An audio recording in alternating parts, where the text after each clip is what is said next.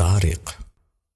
شروع اللہ کے نام سے جو بڑا مہربان نہایت رحم والا ہے۔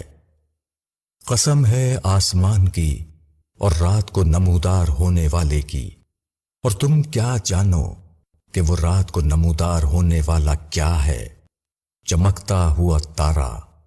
کوئی جان ایسی نہیں جس کے اوپر نگہباں نہ ہو، تو انسان کو دیکھنا چاہیے کہ وہ کس چیز سے پیدا کیا گیا ہے۔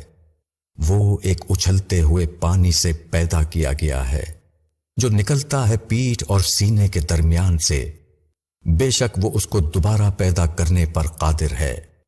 جس دن چھپی ہوئی باتیں پرکھی جائیں گی، اس وقت انسان کے پاس کوئی زور نہ ہوگا اور نہ کوئی مددگار۔